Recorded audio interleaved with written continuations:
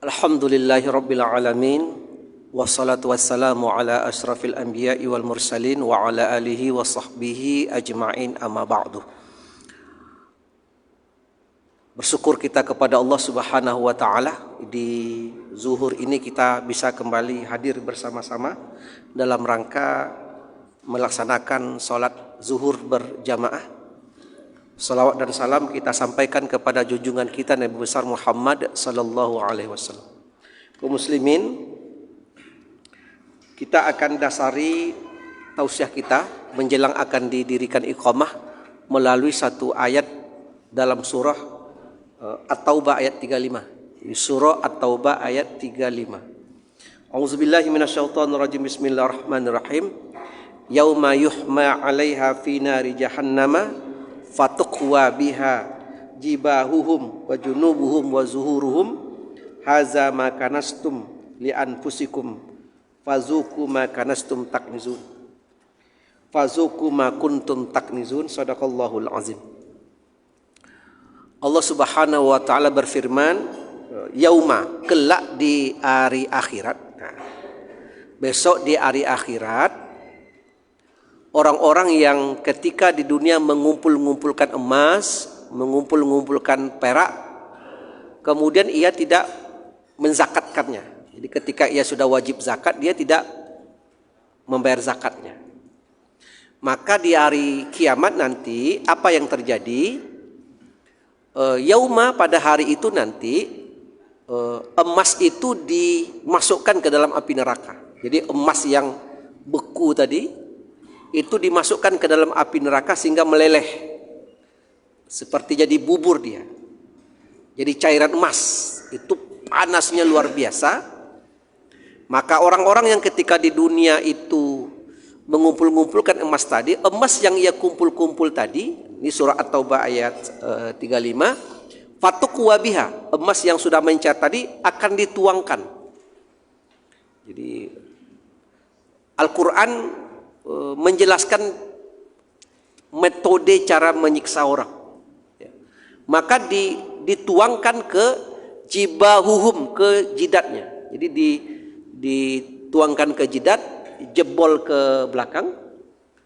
Wa junubuhum, dituangkan di perut, jebol ke punggung.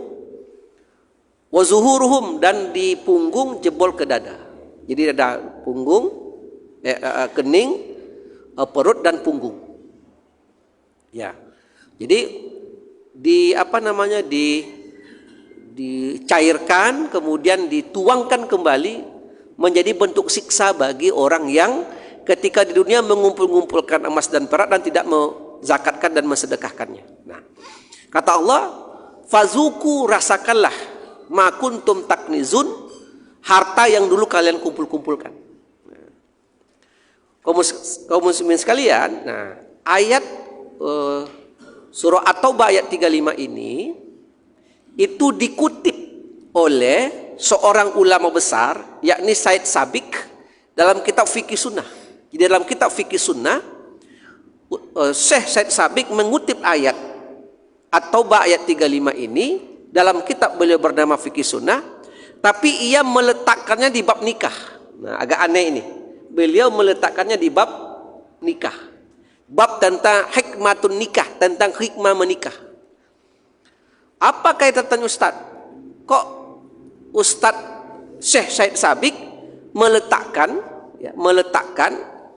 ayat tentang bagaimana cara menyiksa orang, tapi diletakkan di bab nikah? Apa kaitannya? Nah, ternyata ketika ayat ini diturunkan oleh Allah Subhanahu wa taala, ada seorang sahabat Nabi bernama Thauban.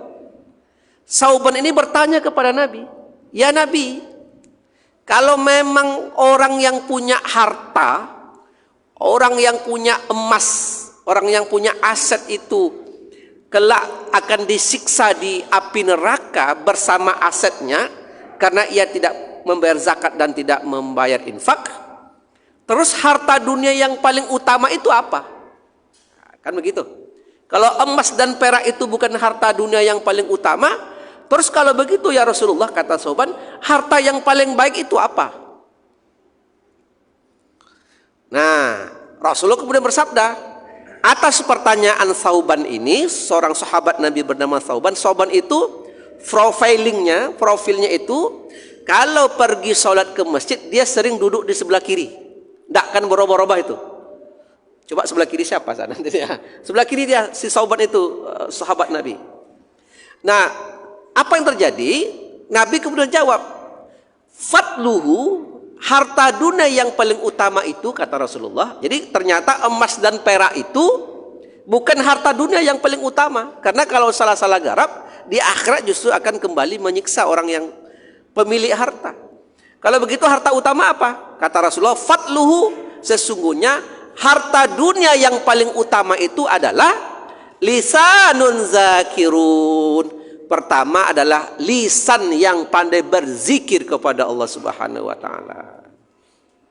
Yang kedua, wa qalbun syakirun, hati yang pandai bersyukur kepada Allah. Yang ketiga, wa zaujatun, seseorang yang mendapatkan pasangan hidup. Nah, di sini letaknya, maka diletakkan di bab nikah. Seseorang yang mendapatkan pasangan hidup. Kalau suami berarti mendapatkan seorang istri, kalau dia perempuan berarti mendapatkan seorang suami yang pasangannya itu memotivasinya untuk taat kepada Allah Subhanahu wa taala.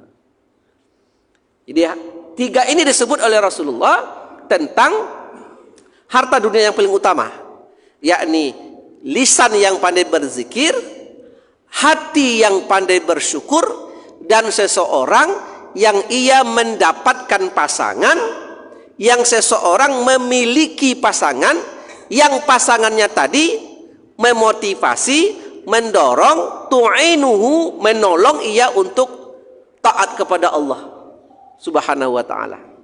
Makanya diletakkan oleh Syekh Syed Sabiq hadis ini, ayat ini pada bab hikmah-hikmah menikah itu adalah mendapatkan pasangan untuk bisa mendorong untuk keimanan kepada Allah. Maka di Majelis Ulama Indonesia di bawah, Pak, di kantor Majelis Ulama itu sering masyarakat datang konsultasi tentang hukum keluarga. Kadang-kadang yang datang suami menceritakan tentang kondisi istrinya. Kadang-kadang yang datang istri menceritakan tentang kondisi suaminya. Jadi kadang-kadang datang ditengokkanlah WA yang buruk-buruk, mengumpat, mencaci maki ya. Maka kami biasanya kalau ada orang yang datang konsultasi dan menengokkan WA yang tidak enak dari pasangannya, maka langkah pertama supaya kita bisa memperbaiki hubungan suami istri, maka WA tadi dihapus dulu. Jadi bapak-bapak kalau dapat WA yang tidak enak dari istri, itu bapak simpan atau bapak hapus? Ayo, simpan apa hapus? Ibu kalau dapat WA yang tidak enak dari suami, disimpan apa dihapus? Antara Ustaz kadang-kadang hapus, kadang-kadang enggak. Pak, itu wajib dihapus. Karena kalau tidak dihapus, hati kita sudah berbunga-bunga dengan istri, tak buka WA, nampak WA yang tidak enak tadi, lapu hati kita balik. Hapus. Umpamanya jam 9 kita rapat, bang belum pulang juga lagi, anak demam. Ya sebentar lagi. Jam 10, bang belum pulang lagi, nanggung. Ya sebentar lagi. Jam 11 datang WA dari istri, bang tidak usah, bang pulang lagi, tidur situ aja lah katanya. WA seperti itu dihapus. Maka langkah pertama untuk memperbaiki hubungan suami istri, WA itu dihapus. Menghapus WA tadi itu diantara awal memaafkan pasangan. Wah, jangan dijawab. Nah, kadang-kadang yang datang itu istri. Dia, Ustaz, jadi saya begini rencana mau mencari gugat suami. Maka SOP biasa yang disampaikan adalah, ibu, kalau ibu mengajukan cerai gugat ke pengadilan ingin mengganti suami ibu, pertanyaannya adalah kalau ibu nanti dapat suami baru, apakah suami baru itu bisa dijamin lebih baik dari suami sekarang? Bapak, seorang suami pergi ke pengadilan ingin mengajukan cerai tolak kepada istri. Kemudian apakah ada jaminan nanti kalau kita menikah lagi mendapatkan istri yang lebih baik dari sekarang? Jangan-jangan tambah? Kan ibu belakang tambah parah katanya. Yang sekarang parah, itu bisa tambah parah namanya. Jadi itu perlu dipertimbangkan. Jadi harta dunia yang paling utama, pertama lisan yang pandai berzikir kepada Allah, yang kedua hati yang pandai bersyukur, yang kedua mendapatkan pasangan yang bisa mendorong untuk iman kepada Allah. Ibu-ibu, bapak-bapak sudah dapat apa belum? Sudah dapat? Kira-kira suaminya sudah mengajak taat kepada Allah apa tidak? Alhamdulillah. Kalau belum dapat, mulailah dari diri kita sendiri. Ibda' bin nafsik, mulai dari kita untuk bisa sama-sama kita mendorong pasangan kita untuk taat kepada Allah. Jadi bapak-bapak jangan taat sendiri, ajak istri juga untuk taat kepada Allah. Demikian, wassalamualaikum warahmatullahi wabarakatuh.